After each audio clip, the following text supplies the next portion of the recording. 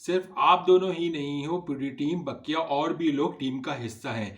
यही बात समझाने को मुझे काफ़ी टाइम लग गया रिजवान को और बाबर आजम को। ये कहना है मोहम्मद हफीज़ का। एक निजी चैनल पे उन्होंने बताया कि जब वो डायरेक्टर कोच थे तो उन्होंने बाकायदा बात की मोहम्मद रिजवान और बाबर आजम ने कि सिर्फ आप दोनों ही टीम का हिस्सा नहीं हो, यानी कि सिर्फ आप दोनों अपने आप को ये ना समझो कि सिर्फ आप दोनों ही टीम हो, बकिया भी लोग हैं जो टीम का हिस्सा है। अगर आप दोनों ही अपनी जिद पे लगे रहोगे तो कैसे आप टीम का सोचोगे। यानी कि उनका कहना यह था कि उन्होंने बड़ी कोशिश की और बड़ा समझाने की कोशिश की कि रिजवान को भी और बाबर आजम को भी कि आप दोनों मिडिल ऑर्डर पे खेल लें, निचले नंबर पे एक तीसरे नंबर पे खेल ले और एक चौथे नंबर पे खेल ले और ओपनिंग स्लॉट छोड़ दे जो यंगस्टर्स आ रहे हैं वो, और जो पहले से ही ओपनर के तौर पे हैं वो उनके लिए।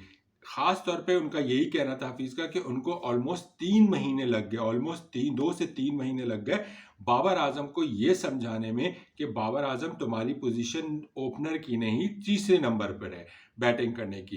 तो 3 महीने के बाद बाबर आजम को ये बात समझ में आई कि यहाँ हाफिज साहब सही कह रहे हैं कि मुझे तीसरे नंबर पर बैटिंग करनी चाहिए, और वो नज़र भी आया जब उन्होंने न्यूजीलैंड के खिलाफ T20 जो सीरीज हुई थी उसमें वो तीसरे नंबर पर बैटिंग कर रहे थे। लेकिन रिजवान की बात समझ नहीं आई और रिजवान की हरदर्मी बरकरार रही, और रिजवान साहब हमें भी नजर आए कि उन्होंने न्यूजीलैंड के खिलाफ T20 सीरीज में ओपनिंग ही की। तो यही बात हफीज का समझाना बिल्कुल सही था कि यार आप दोनों सीनियर खिलाड़ी हो, अगर आप दोनों सिर्फ ये समझोगे कि हम दोनों ही टीम है और हम दोनों ही की चलेगी और हम दोनों ही जब चाहेंगे ओपनर बन जाएंगे और बकिया की जो ओपनर है वो मिडिल ऑर्डर पे खेले, तो उसका नतीजा आपने देख लिया। अगर रिजवान T20 सीरीज में मिडिल ऑर्डर पे चौथे नंबर पे खेल लेते और फ़खर जमान को ओपनिंग करने दे देते, या उसकी जगह फ़खर जमान के अलावा वो साहिबजादा फरहान को भी ओपनिंग करने दे देते, तो आज नतीजा कुछ और होता जो पाकिस्तान बुरी तरीके से सीरीज हारा।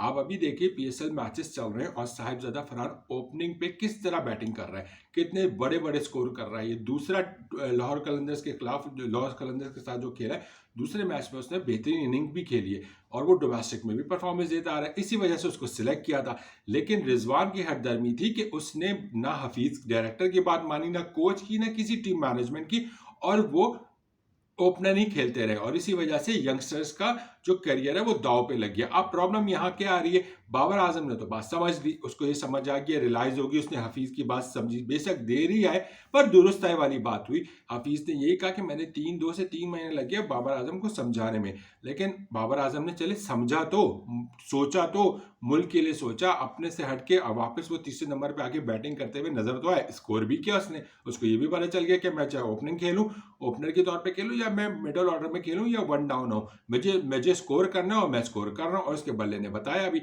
लेकिन रिजवान का क्या हुआ, रिजवान ने क्या किया, रिजवान ने जितनी भी ओपनिंग स्टैंड की इनिंग खेली वो सिर्फ अपने लिए खेली और टीम के लिए कोई भी फायदेमंद नजर नहीं आई, और पाकिस्तान मैचेस हारा क्योंकि वो T20 सीरीज के मैचेस कम ज्यादा लग रहे थे एज कंपेयर टू रिजवान की अपनी जो है ना एक जो सेल्फिश इनिंग थी वो ज्यादा लग रही थी।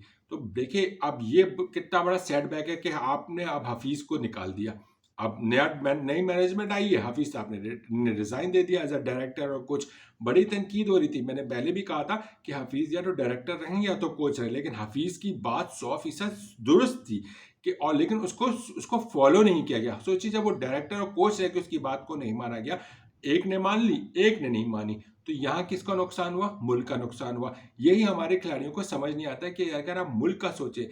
अब क्या हुआ, हम सीरीज तो बुरी 4-1 से हार गए, अब क्या है, अब T20 वर्ल्ड कप पे हफीज तो है नहीं, लेकिन फिर आप देखेंगे या हम फिर देखेंगे कि अभी इसके बाद जो है आयरलैंड के खिलाफ T20 सीरीज होनी है, फिर इंग्लैंड के खिलाफ T20 सीरीज होनी है, फिर हम वर्ल्ड कप में जाएंगे। तो क्या रिजवान अपनी हरदर्मी बरकरार रखेंगे, या क्या बाबर आजम ने जो हफीज की बात मानी थी, क्या बाबर आजम भी उस डगर पे चल पाएंगे जिस डगर पे रिजवान चल रहा है, क्या रिजवान नहीं मान रहा तो मैं भी नहीं मानूंगा, मुझे भी ओपनिंग करना है। तो फिर क्या होगा साइम अयूब का, फिर तो क्या होगा फखर जमान का, ठीक है ना। तो फिर हमारा मिडिल ऑर्डर कौन होगा, हमारे पास तो T20 में मिडिल ऑर्डर पे तो कोई बैट्समैन ही नजर नहीं आ रहा है जो मिडिल ऑर्डर पे आके स्कोर कर सके। अब मुझे ये समझ नहीं आ रहा है कि ये अब अगर हफीज चले गए तो आगे हमारा क्या होगा। उम्मीद करता हूं कि नई मैनेजमेंट भी इन दोनों को ये बताएगी और खासतौर पे रिजवान से साथ सख्ती से निपटेगी कि जनाब आप आपकी ओपनर आने की वजह से जो मेन ओपनर्स हैं उनका करियर दांव पे लग रहा है।